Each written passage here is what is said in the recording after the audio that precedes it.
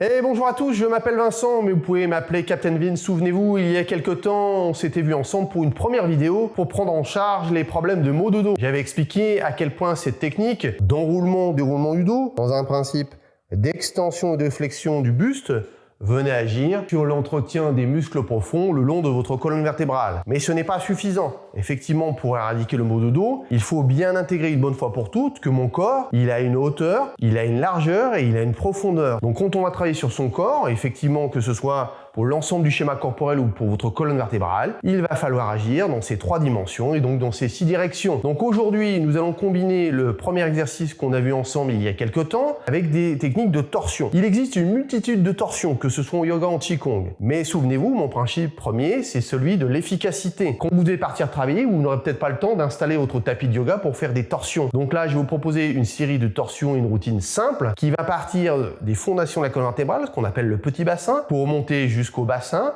la zone lombaire, donc la zone dorsale et les cervicales. Donc plusieurs techniques accessibles que je vais vous décrire au fur et à mesure. C'est parti! Donc première technique qui agit sur la liaison entre le petit et le grand bassin. Vous allez espacer les pieds un peu plus que la largeur du bassin, les bras sont relâchés de chaque côté du corps et vous allez tourner d'un côté de l'autre, soit sur la pointe des pieds, soit sur avec le pied, soit en extension, soit en appui sur les orteils. Donc 90% du poids du corps ici quand je suis à droite, j'ai 90% du poids du corps sur mon pied droit, 10% du poids du corps sur les orteils du pied gauche.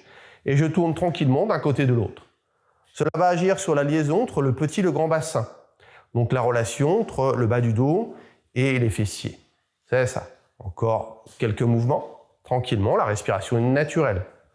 Travailler d'une manière souple, détendue. Ça, c'est le premier registre. Vous pouvez le faire une dizaine de fois en conscience. C'est pour ça que la bande-son est précise. Le deuxième exercice consiste à agir sur la colonne lombaire, dans le bas du dos, juste au-dessus du petit et du grand bassin, les vertèbres lombaires. Les bras sont très relâchés, ce qui va vous permettre au demeurant de décontracter aussi les épaules. Donc les deux pieds sont en contact avec le sol cette fois-ci. Il n'y a pas un pied qui se décolle par rapport au sol. On tourne d'un côté de l'autre et les bras sont relâchés. En tournant le bassin, cela entraîne le buste.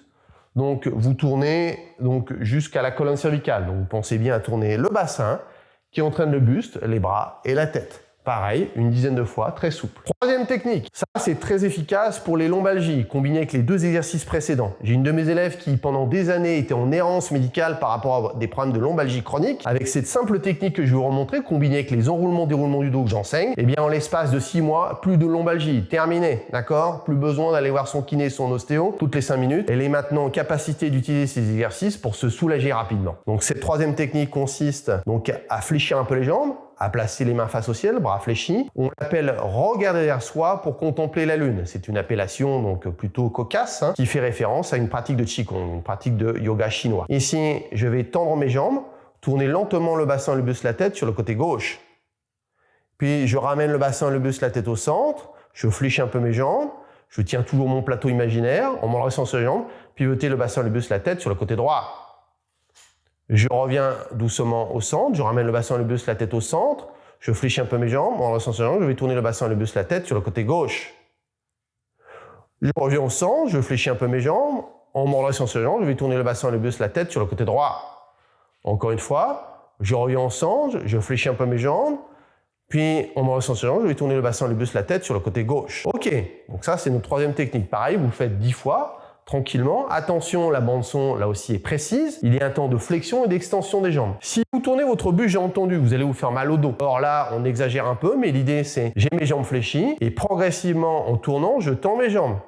Ce qui va me permettre de protéger mon dos quand je tourne en corrélant les chaînes musculaires postérieures des jambes avec l'ensemble de mon dos. Quatrième technique qui elle relie la colonne lombaire avec la colonne cervicale et la zone qu'on appelle dans le jargon la ceinture scapulaire, qui est la zone qui englobe les clavicules sur l'avant, les omoplates sur l'arrière. Donc à nouveau, mes jambes sont légèrement fléchies, les bras sont relâchés. Les bras sur les jambes, je tourne le bassin, le buste, la tête sur le côté gauche.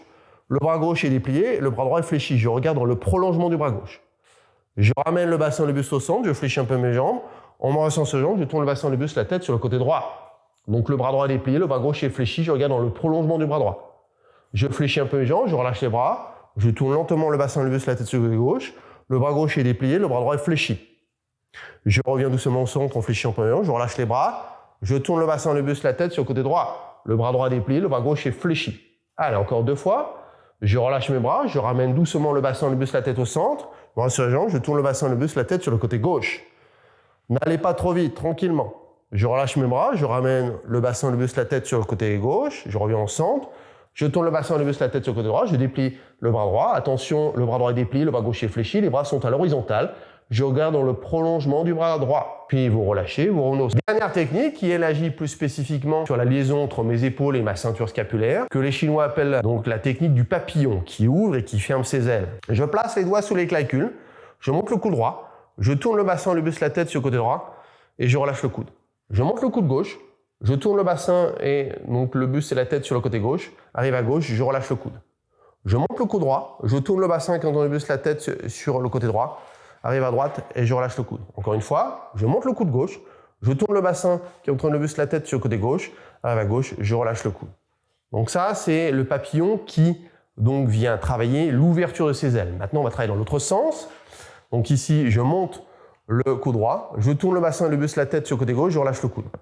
Je monte le coude gauche, je tourne le bassin et le buste et la tête sur le côté droit, je relâche le coude. Je monte le coude droit, je tourne le bassin et le buste, la tête sur le côté gauche, je relâche le coude. Je monte le coude gauche, je tourne le bassin qui entraîne le buste et la tête sur le côté droit, je relâche le coude. Une dernière fois, je monte le coude droit, je tourne le bassin qui entraîne le buste et la tête sur le côté gauche et je relâche le coude.